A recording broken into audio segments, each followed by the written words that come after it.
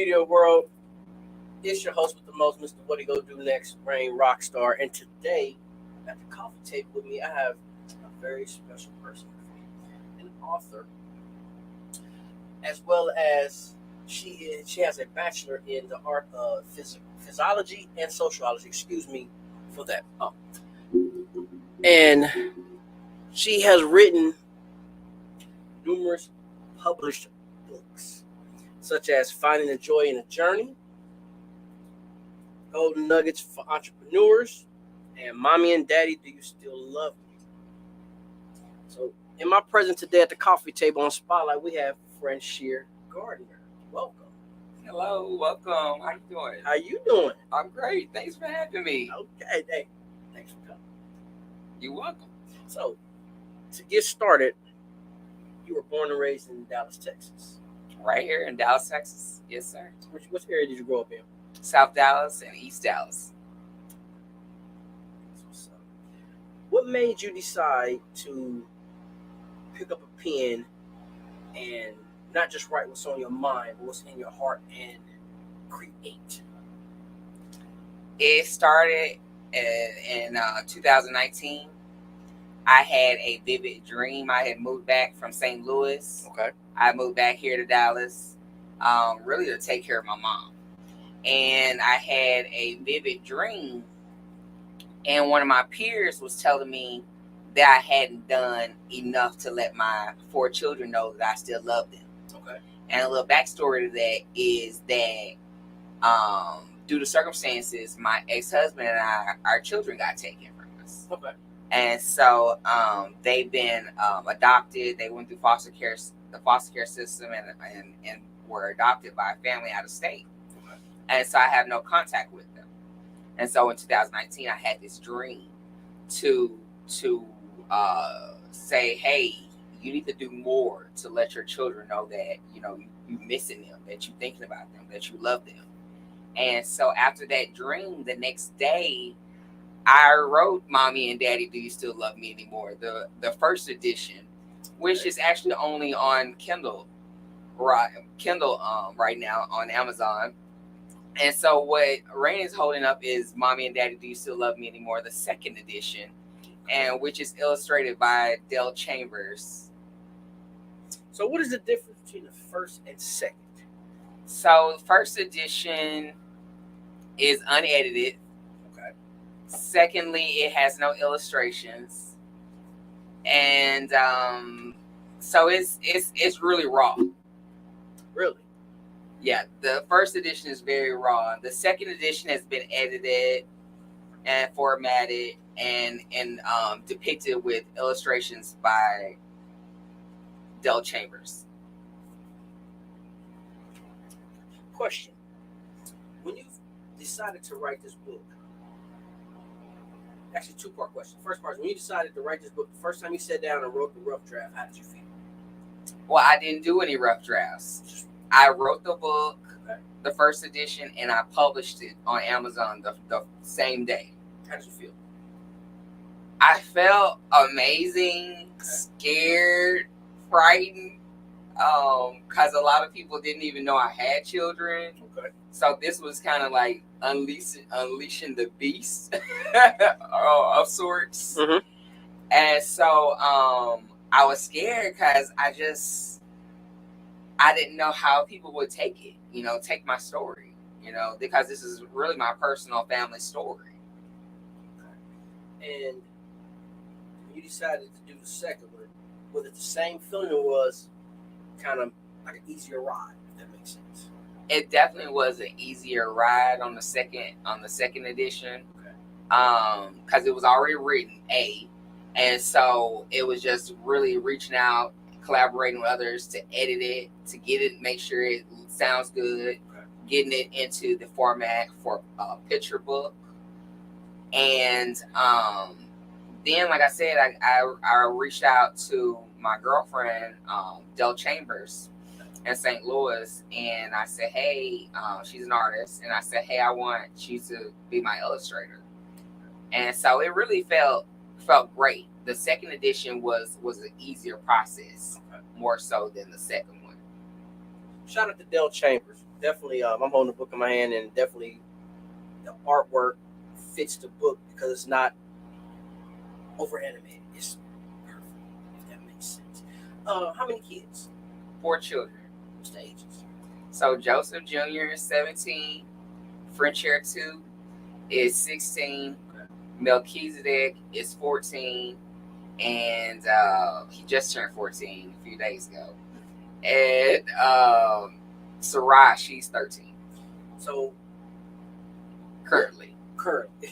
What was their reaction when they actually read the book for what it meant? One, two, coming from mom. When they read it, how did they react? What was their reaction? What was their, how did they feel? On the real, at least three out of 4 of them don't even know that the book exists. Maybe I only really have contact with my oldest. Okay. And so he knows about the book, but I don't think he's read the book. He's aware of the book. But with him having contact with me, he know I love him. Well, I mean, I can understand it, but I'm just saying, it's a project mommy done. Let me see what. That's what I'm saying. Exactly. Since we don't have contact with each other, I don't know their reactions. For the rest of the kids, get mommy's book, read it, talk to mommy. It's interesting, very, very. And to all the watchers and all the people listening, definitely get this book. Mommy and Daddy, do you still love me anymore? It's deep. It's definitely worth your time. If you're not doing nothing, take a read, take a look, enjoy. Where can they purchase the book at? So Mommy and Daddy, Do You Still Love Me Anymore is available on my website on Frenchaire.com, FRENCHAIRE.com, Amazon.com, several brick and mortars, Love and Light Cuisine in St. Louis, Missouri, On the Way Books in Canada. Let me think. Got some other places I'm thinking. Renaissance Reads, Mia's World's Book Club. Also available at the Love Goddess Healing Oasis in St. Louis, Missouri. So several locations across the states, and also locations online. And it is in Spanish too, for all my Spanish people and all my brown brothers and sisters. Y'all make sure y'all get that, because believe me, I guarantee you, when you read this book, one or two of y'all go either been through it or know somebody that has. What was it like growing up for you in South Dallas? So raised by a single mother. I had an older sister that was 10 years older than me. Rest in peace to my older sister, Sean Anderson. And growing up was rough, to be frank, because it was riddled. South Dallas was riddled with poverty, lots of drugs and substance abuse. It was rampant in the neighborhoods. It was the hood. Right. Basic, yeah. It's the basic hood of America. And but my mom, wanted me to, even though we stayed there, she put me into programs to transcend that area and the attitudes of the ghetto or the hood. She had me in Girls Incorporated. I went to St. Philip's for their summer camps and did the YMCA program. So I was in a vast amount of programs. I danced in different dance companies. And so she kept me active. Okay. But I said the biggest thing about that, by her putting me in these programs and thinking outside of the box, I saw something other than South Dallas. And so that's what's needed for a child or even adults, Facts. You have to get out of the place, outside of the place where you've grown up, right. Because there are so many things, so many cultures, exactly. So many just experience to have outside of the hood. What's on that particular subject, you're 100% right, because it's like steps. Get out the hood, and you get your mind out the hood. But what's funny is some people feel like My hood is greater than your hood. Like, really. We go through the same problems, but your hood is greater than my hood. Man, cut it out. But definitely, the world is so big and colorful that if you do not expand your mind as well as your heart, you're gonna be in a box. Facts. You're gonna be in a box. And I'm not putting nobody down. I'm just speaking the facts. You're gonna be in a box, and you're gonna be a tad bit ignorant. Not ignorant as goofy or dumb, but just not up on current events, up on culture, up on outside that box. And you're gonna feel like everybody's talking down on you or against you. When in reality, they just, and I really don't want to say this word because it's been watered down, woke, so bad. I'm gonna say it. Watered down's been woke. It's what been saying woke been watered down so bad. Moving on. College days. What was that like? Oh wow. Oh yeah, this is the coffee table. We're gonna speak freely on this. My experience at Southern Methodist University was a blast. I have to, give it up to the Mustangs. We the experience as a black, I'm gonna say, experience as a black young lady. Okay. There was, I'll say, humbling. I came from a high school where I was a minority. And so I was also a minority at Southern Methodist University, being that it's a predominantly white school. But I learned so much, far as dealing with people of diverse cultures. My teachers, taught me how to be able to talk to anyone, from any class or socioeconomic class or whatever. And so I ran track.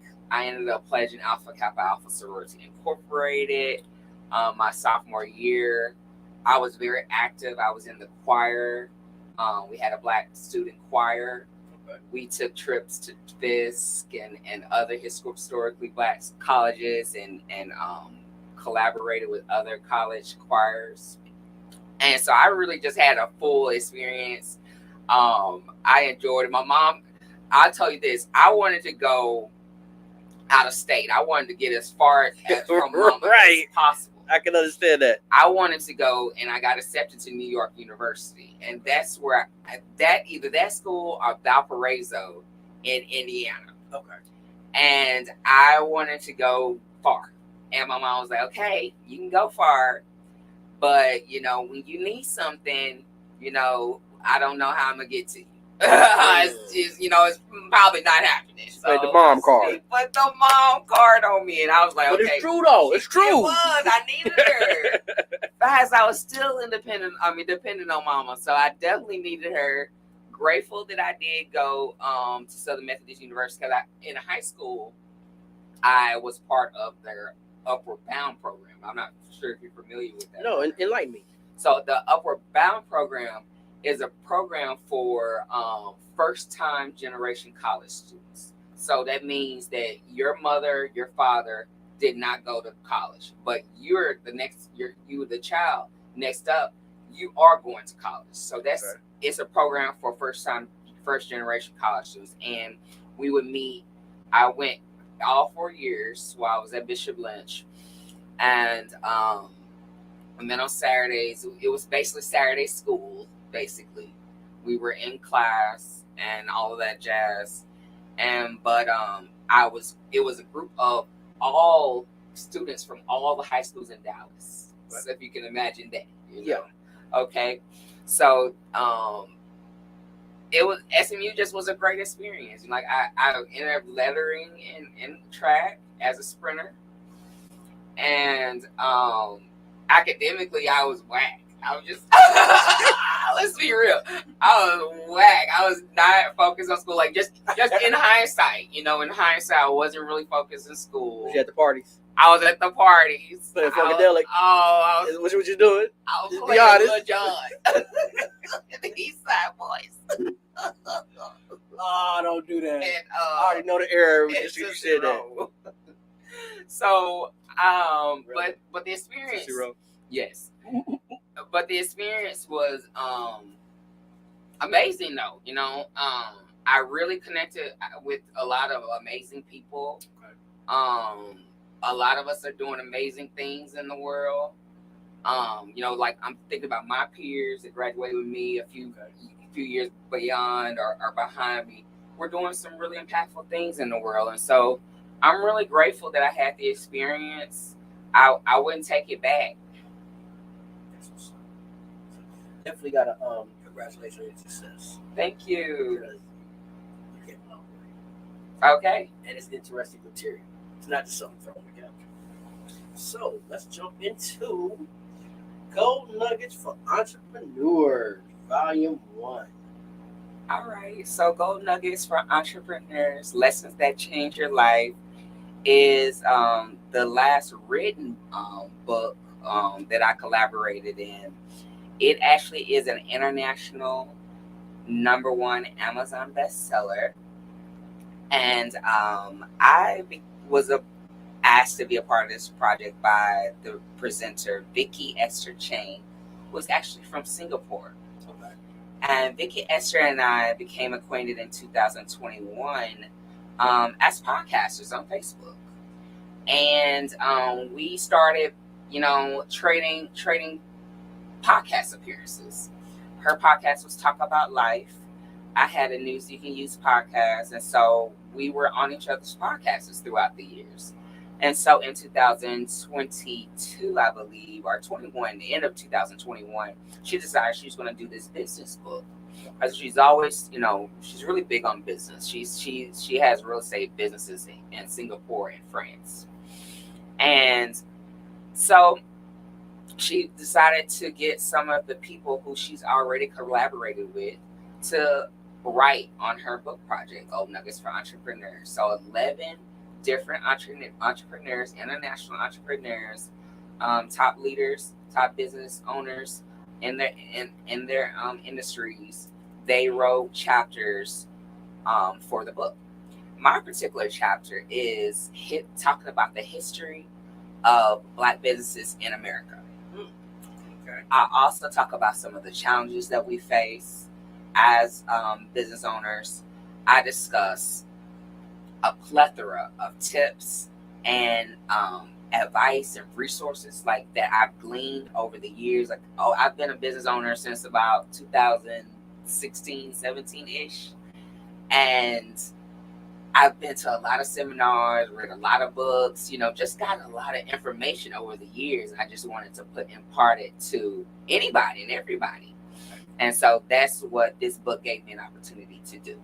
So what nuggets can you give the viewers and listeners right now? Could you share with them? Yes. So as a business owner or aspiring business owner, I implore you to do market research in the industry that you're looking to start your business in, to get information on your competitors. What are they doing? What types of things you need to know about your industry. See about getting you a mentor, a business mentor, so that you can, because you don't have to reinvent the wheel. Right. You can talk to somebody that's already doing it. Like if you want to start a nail shop, you talk to somebody that got a nail shop. Right. You don't roll out in the blind. So also I say that if you're in America, the Small Business Administration is a great resource for small business owners. Hello Alice is a great resource for getting grants for business owners. So I talk about different things like that in my chapter. In other chapters, there's chapters about podcasting as a business, how God is even an impact on business. With one chapter that's talking about finding out your why and knowing why your why is so impactful and important as a business owner. So those are some of the chapters. So did you like collaborating pretty much with other great minds in so many words? I am definitely the queen of collaborating. Whenever I started it, I started collaborating with somebody and partnering with other business owners in about 2014. And it's been the best thing I ever did. I want to say this because, all right, so I believe in the principles of Kwanzaa, right? Okay. So one of the principles of Kwanzaa is Ujamaa. And Ujamaa is the principle that stands for cooperative economics. And cooperative economics just means that we're working together to build a thing, together. So, and what I believe and what I built my business on is that principle of, okay, I can help you. If you need something done for your business, I can help you. And if it aligns with my goals and my business, I can help you. And in turn, maybe you can help me or someone else can help me. But if we all work together as being our best selves, we really can get some things done. Yeah, 2 heads are better than one, definitely. Yes. Any new upcoming projects as far as collaboration? So I haven't jumped on any more collaboration books. I've been seeing them out there. But I've been working on 2 projects of my own. Spill the tea. Okay. So I have a new children's book that I've already written. And I'm just working on getting the illustrations done. Okay. So that's in the works, a children's book. Kind of a story about the haves and have-nots, essentially. What's the name? The name of it is called The Monkey and the Lion. Signify monkey. That was it. You were talking about signify. There you go. Just the monkey. The monkey and the lion. Okay. That's what's up. You want an illustration? I'm waiting on illustrations, and then a book that I'm like up until the time I left to come here, I'm working on another book. It's going to be an ebook, and it's going to be a book to help children's book authors, and it's going to be a book of resources. It's essentially a huge email list, but I want to put it in book form to make it more accessible to as many people as possible. Okay. So it'll be an ebook full of bookstore names and bloggers and influencers and so I've been compiling this list since 2014. So you know what? I gotta commend you because you're finding the well and you're sharing the wealth. A lot of people want to hold that well and you gotta pay for that. You're sharing. Congratulations on that. I appreciate that. Well, I have to say that it took community for me to be who I am right now. I didn't grow to become Frenchaire Gardner today, 43-year-old Frenchaire Gardner. I didn't grow to be her by myself. It took community. It took my mama. It took them people to pray for me. That village. Somebody prayed for me. Need that village. Yes, sir. Yeah. Missing art today. That village. That's what's up. Whenever they come out, we will be waiting. Definitely. I'm curious about this monkey because the monkey and lion is always a good battle. There's always something going on with that. Yes. Let's jump around a little bit. Let's talk about activists. Okay. What made you get into it, or what have you done?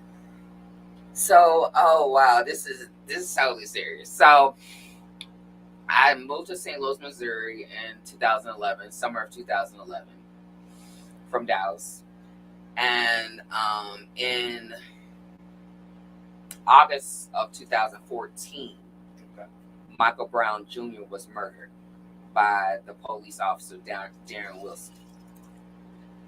And that experience changed my life. I didn't live in Ferguson, but I lived about 10, 12 minutes away from Ferguson, Missouri.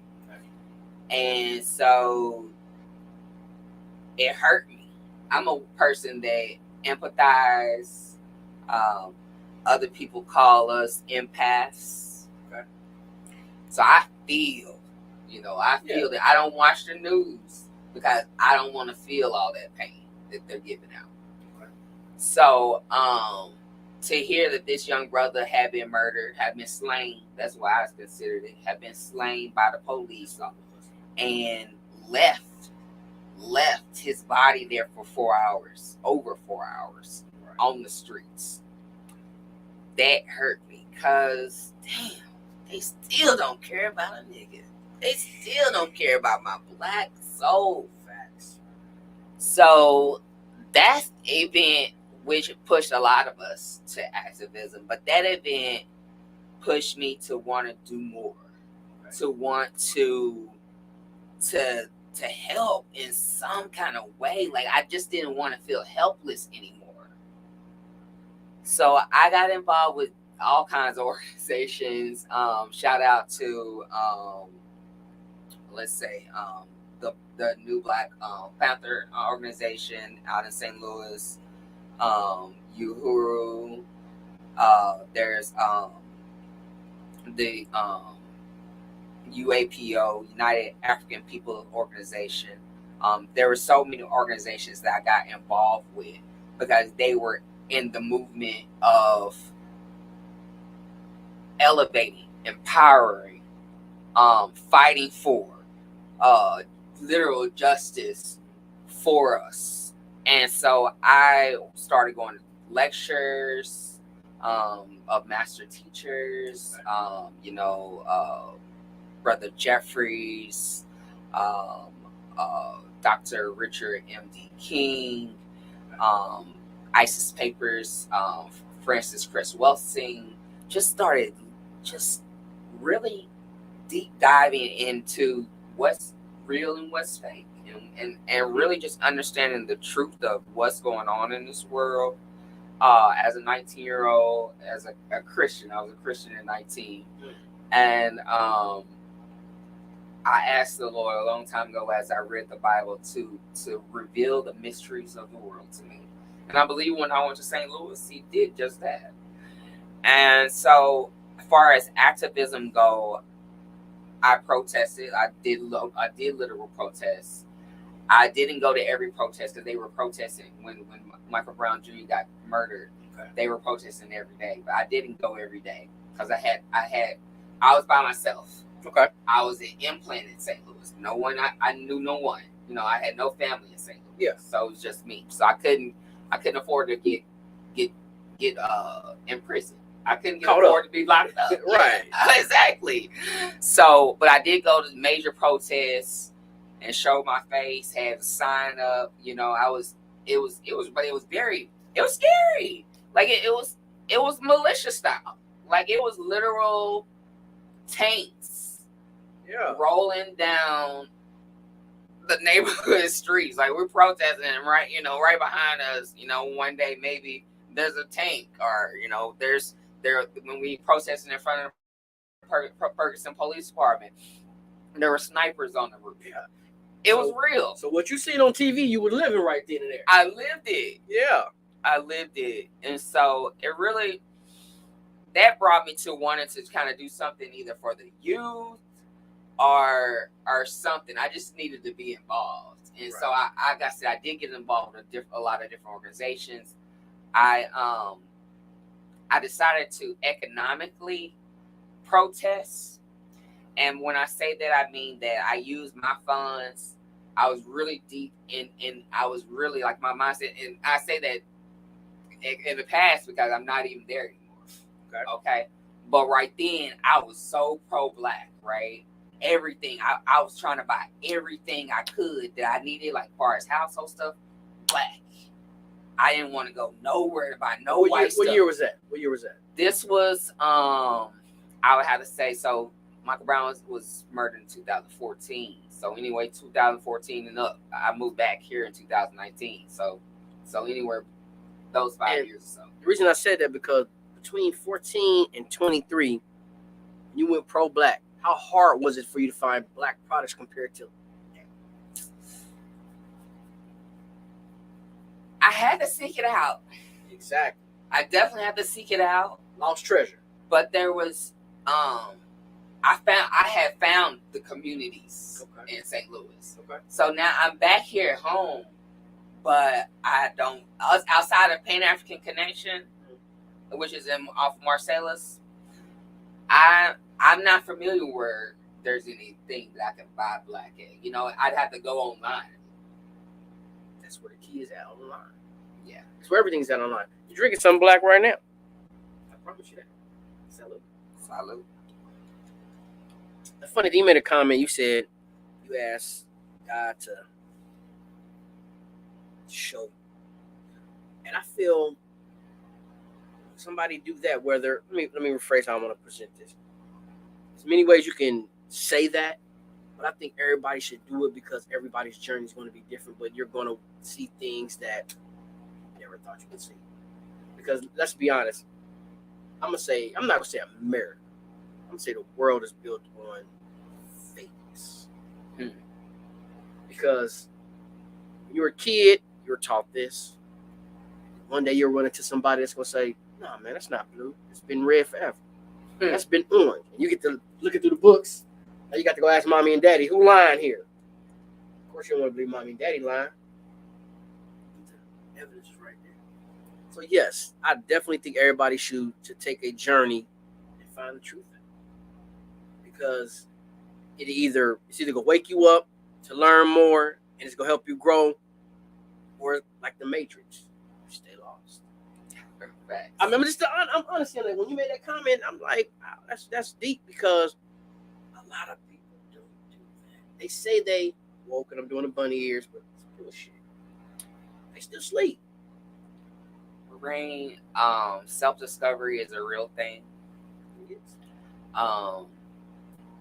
Knowing who you are is really essential to being on this planet. Facts. I'm a true believer in that it's everybody got a purpose and a plan that was predestined prior to you even being born on this earth. Yes, definitely. So, yeah. I'm gonna tell you how I look at situations. I look at situations as a book, and each page is blank. And you're gonna meet somebody, and all of a sudden, all this writing, it's gonna pop up, it's gonna appear, and you're gonna have to read page by page. But that's that chapter, and it's gonna stop. Seasons and reasons, and here we go again. That's how I'm being honest. How I look at it. And then when you finally pass away, that book's gonna close. Somebody close to you is either going to tell about your adventures, your journeys, which is pretty much open in the book, and I'm using this in layman's terms, and it's going to go from there.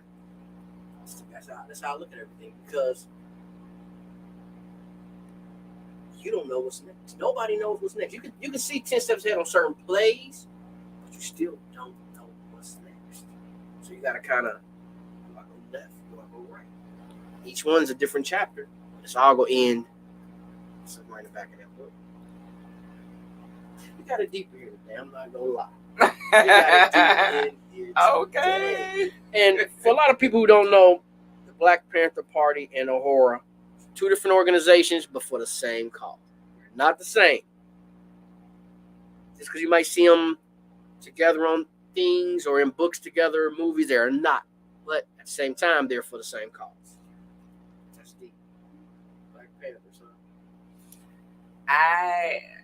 I've met some of everybody, and that's what I was talking about. How I've used my activism. Facts. So I got into really going out. Like when I first moved to St. Louis in 2011, I was sure.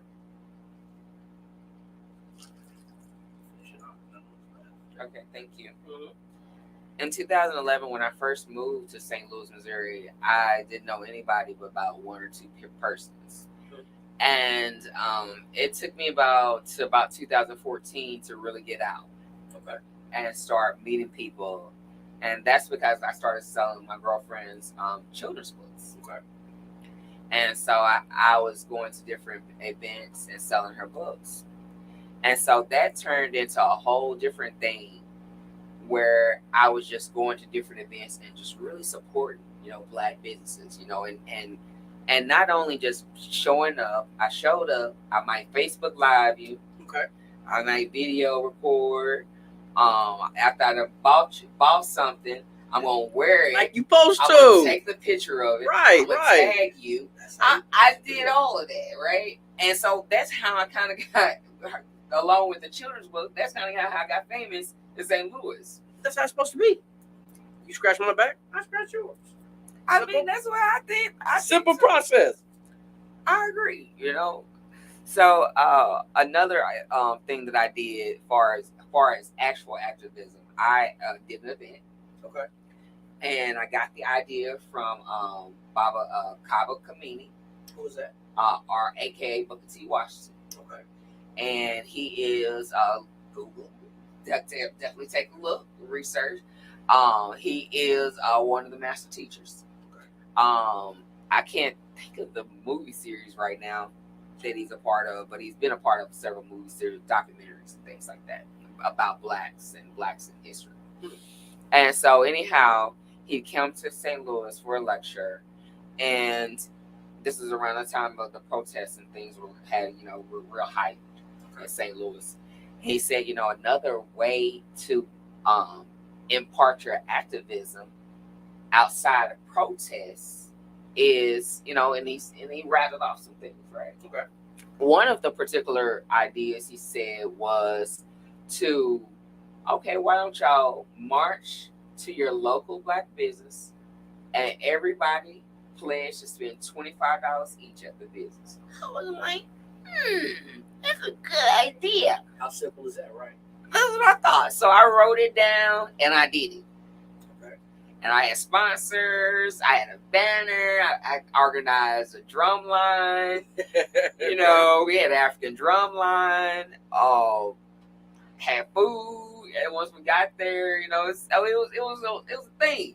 So for the day. Success. It was a success. We raised about on that particular day. It was called the event title is called the Ujima Group Economics March, and we marched from Pamoja, which is the only Pan-African school that used to be a public school in St. Louis. Okay. In St. Louis, yes.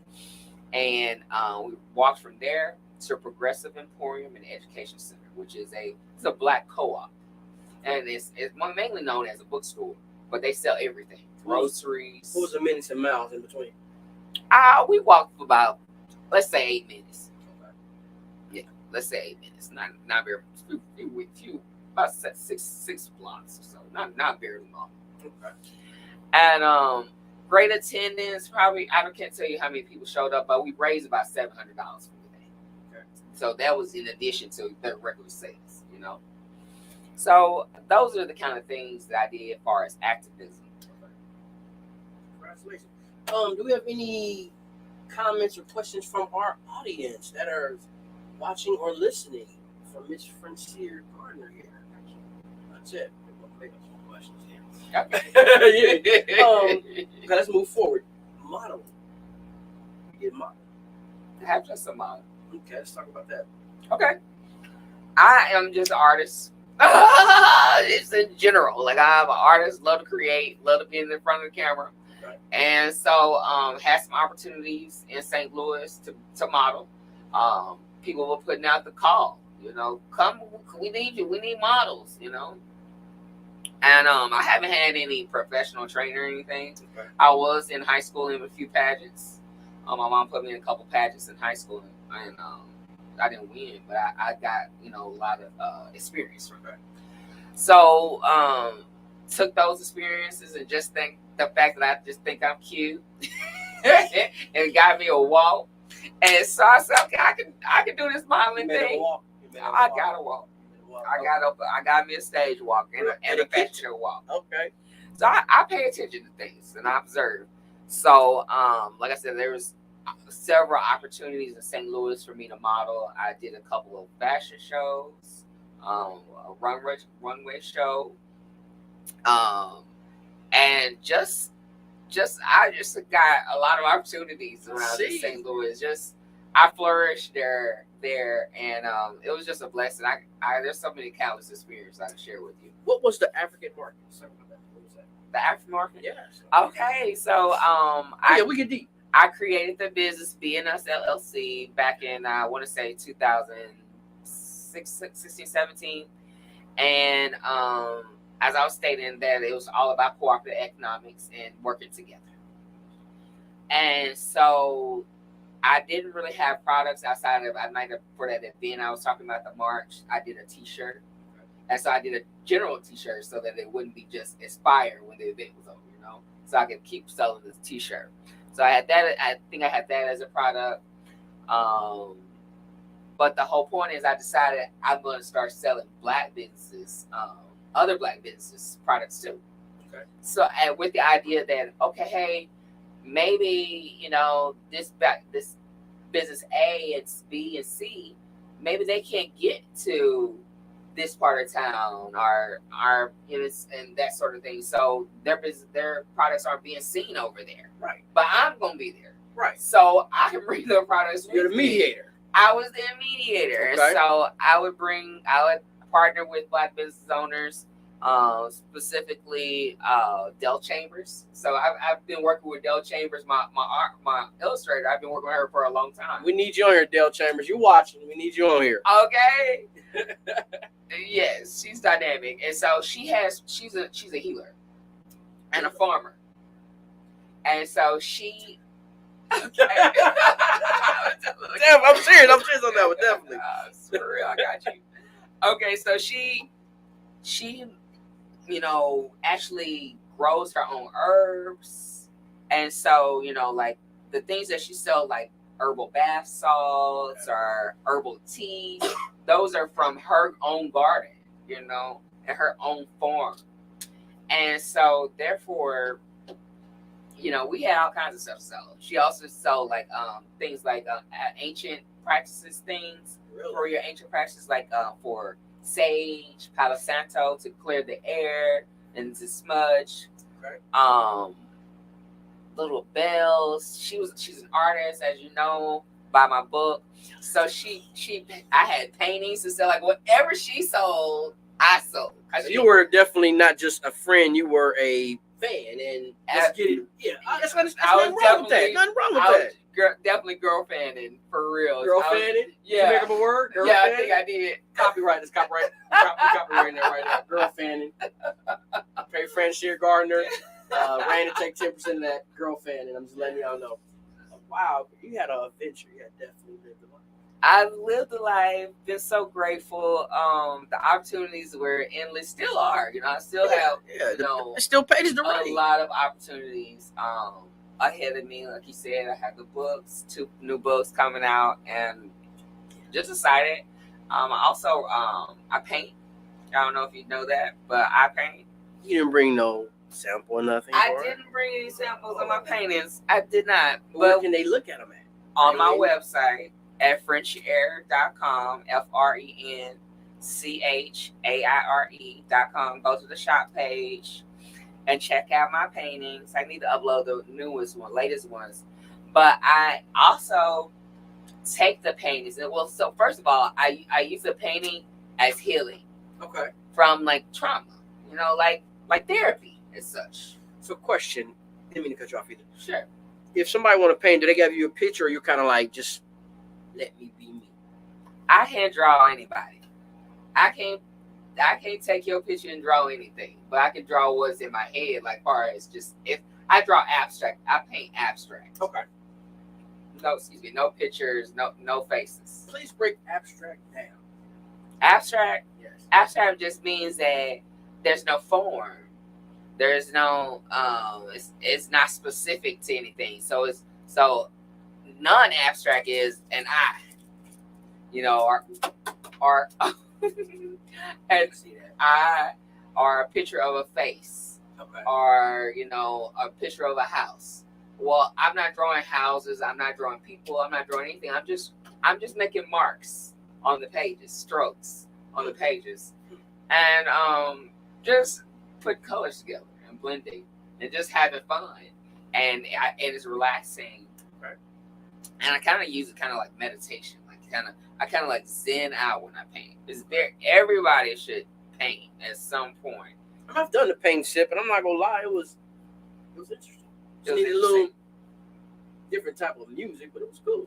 Yeah, it's fun. Yeah. And so what I do, I'm always trying to monetize what I do, and I'm always trying to figure out ways to monetize my art, some way or another, So I designed a collection of items with my paintings. So that's available on FrenchiesWonders.threadless.com. Is that the Frenchaire collection? That's the Frenchaire collection. Okay. And that is, designs with, I'm like talking about shower curtains, You can actually get an actual painting, the painting in frames, the frame painting. Okay. You can get it on canvas. You can get the painting on shower curtains, T-shirts, Really? notebooks, mugs, zip pouches, duvets, pillows, rugs, throw pillows. I'm just talking about a collection of items. Has even cell phone cases. Okay. So I'm talking about just a collection of items, buttons, all kinds of fun little items and trinkets and novelties that has my personal paintings on it, though, original designs. So let them know where to purchase that at, and as well, let everybody know your social media, every place to find you. Okay, I got you. So the Frenchie's Wonders collection may be bought on Frenchie's Wonders, which is FRENCHYS Wonders WONDERS .threadless.com. And yeah. And as far as finding me on social, because I am so social, so I am Frenchaire Gardner at Frenchaire Gardner, and on Instagram and Facebook. So my name is spelled French, then air, E at the end, Frenchaire. And so on TikTok it's Frenchaire. You can pin with me on Pinterest, Frenchie's Wonders. Clubhouse, Frenchaire Gardner.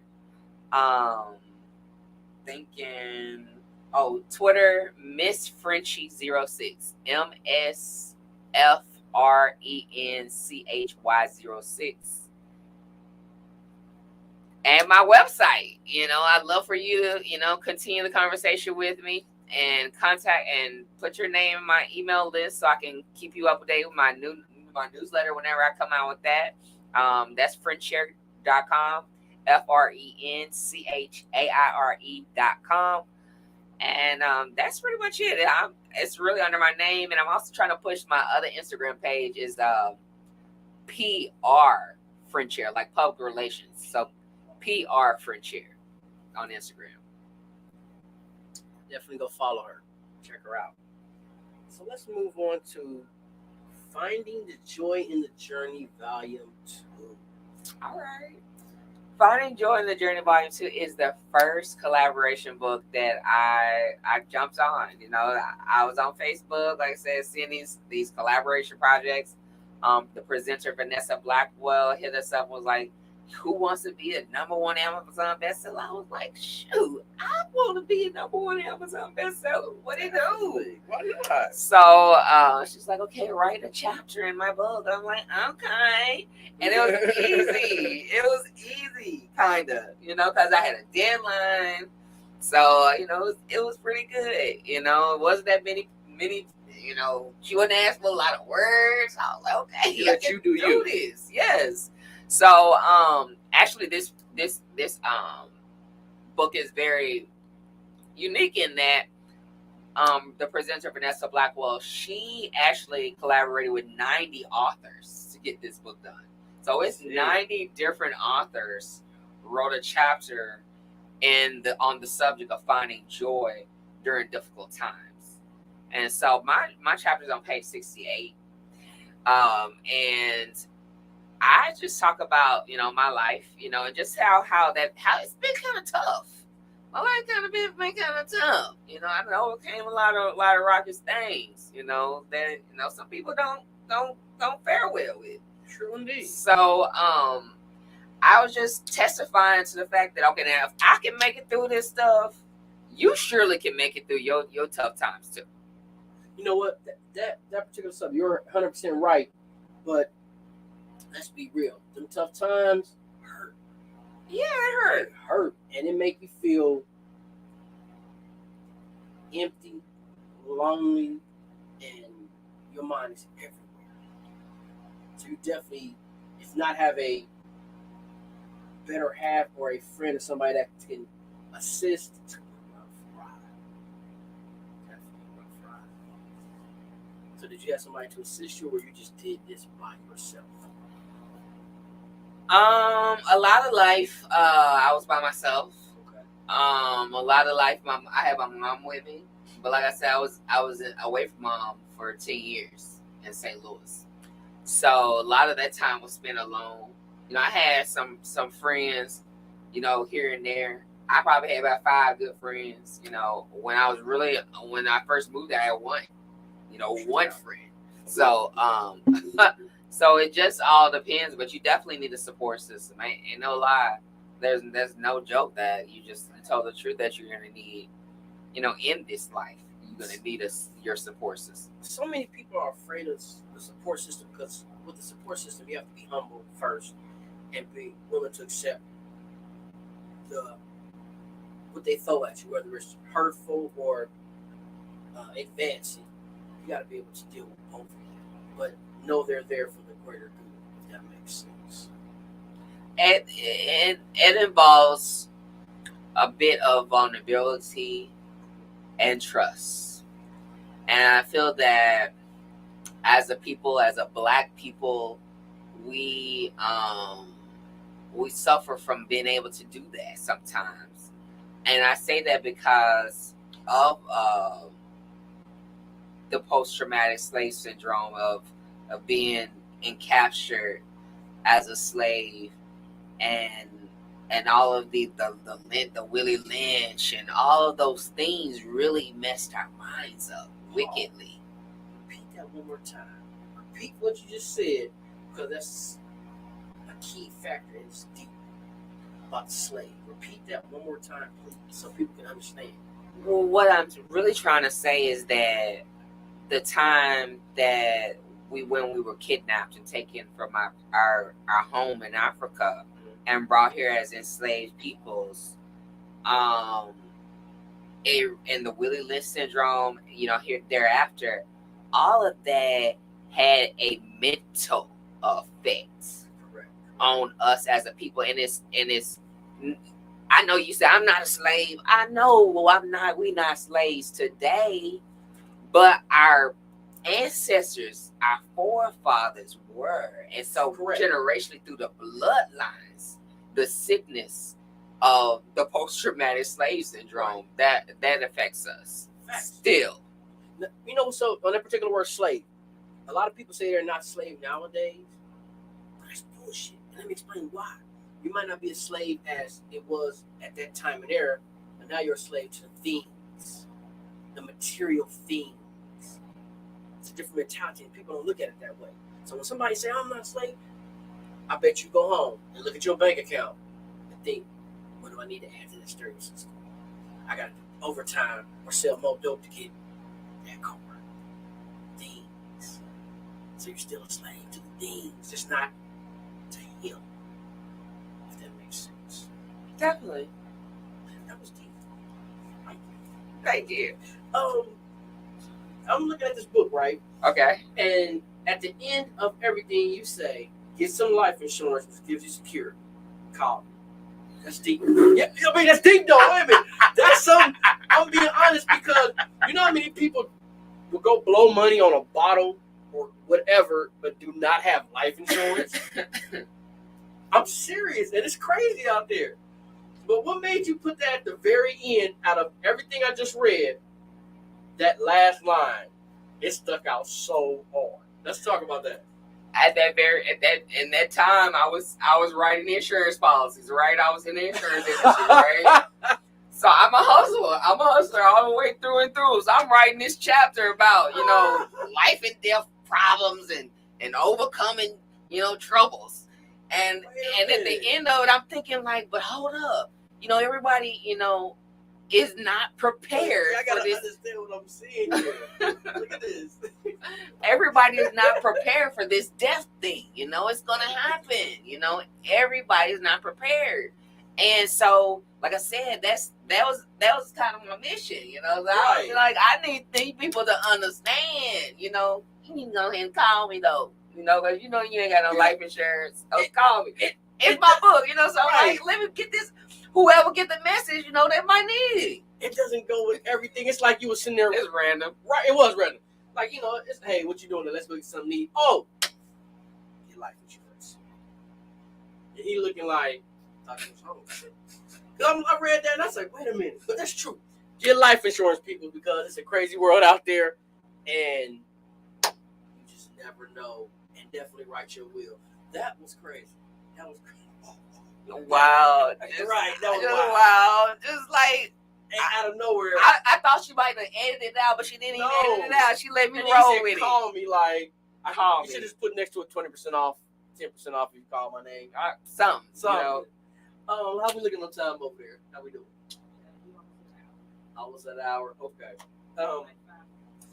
Anything you want to tell the new generation? Because they're not like our generation. Anything you could tell the new generation? Any nuggets or something you could tell them that can stick or make them go,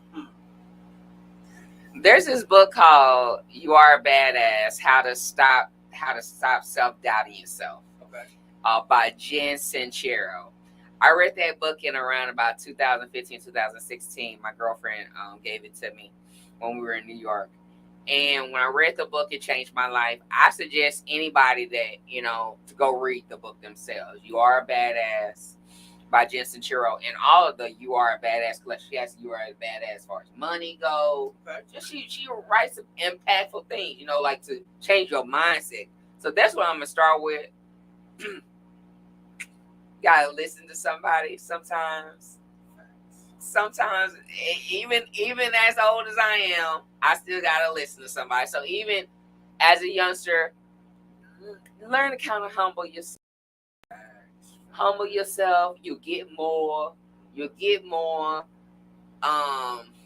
Also, if you can, start to realizing who you are, finding out what your purpose are, what you really like, what you're passionate about.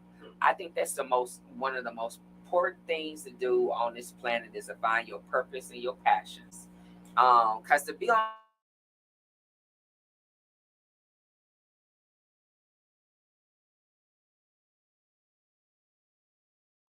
on really, most importantly, is to get your passions and your purposes up. Know thyself. That's true. That's true. I second that emotion on that one. Because getting up every day, doing whatever you do, and not knowing where you're going or where you came from, it is just you're just here, just taking up space and buying time. I mean, we're buying time in general, but that was deep. I like that. Frenchaire Gardner. Let everybody know again where to purchase your books and your products and everything. Okay. Thank y'all so much. Thank you, Rain, for having me on the show today. That's what I want to say. I am available on my website. All my books are available on my website at Frenchaire.com. That's FRENCHAIRE.com. Shop. I am on TikTok at Frenchaire, and on Instagram and Facebook at Frenchaire Gardner. Last name is spelled Gardner. I have a podcast real quickly, a News You Can Use podcast, which promotes Black and Brown Black business owners, BIPOC business owners. And it streams everywhere you listen to your podcast. And Clubhouse, Frenchaire Gardner. And I'm just Frenchaire Gardner. You can Google me, baby. Y'all heard that. Google her, baby. I thank you for coming.